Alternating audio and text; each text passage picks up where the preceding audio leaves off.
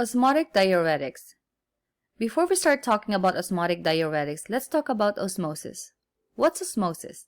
Osmosis is the movement of water from a lower concentration, so an area of lower concentration, to an area of higher concentration. Osmotic diuretics work along the entire nephron, but its major site of action, however, is the proximal tubule over here and the descending limb of the loop of Henle.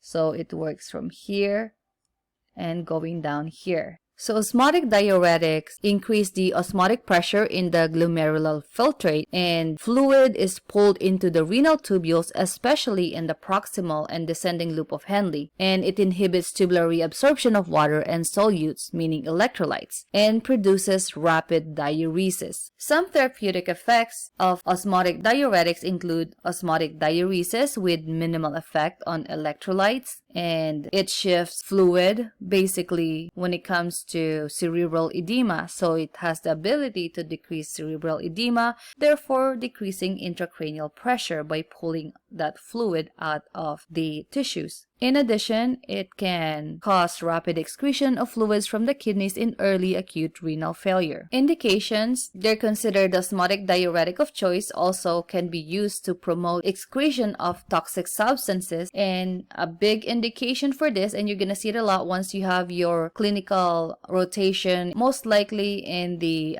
intensive care unit, and if you happen to take care of a neuro patient who has an increased intracranial pressure. So that's when you usually see it in the clinical setting. So again, indication includes increased intracranial pressure or increased ICP. The mechanism is quite unclear for cerebral edema, but it does decrease the edema and overall water content in the tissues and in the body in general. That's why it's being used for those kind of patients.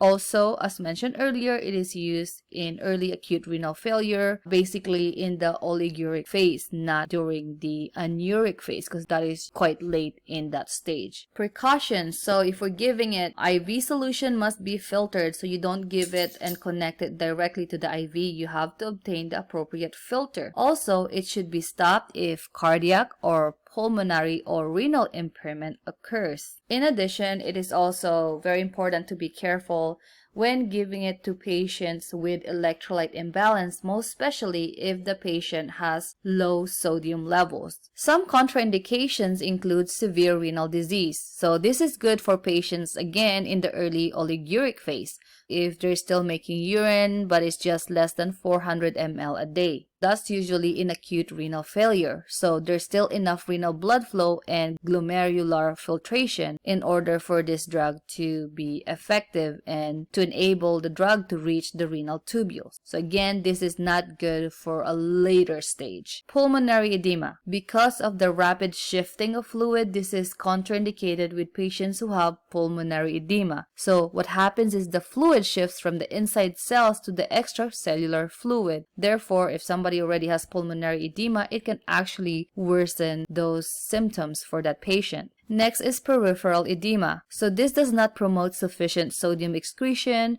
to make a huge difference when it comes to peripheral edema. Some side effects include convulsions, and usually secondary to a rapid decrease in sodium levels because of the decreased sodium reabsorption. So again, very careful if a patient already has low sodium levels. Another side effect include pulmonary congestion. Some nursing action include assessment, again, of the blood pressure, intake and output, BUN and creatinine, and definitely sodium levels. So if a patient is on an osmotic diuretic, you have to monitor their sodium levels as well, in addition to what I mentioned, the blood pressure, INO, and their renal functions. Also, it is very important when doing our physical assessment to really be quite detailed and pay close attention to the neurological system, pulmonary, and renal system. Example of drug in this class includes mannitol or osmitrol.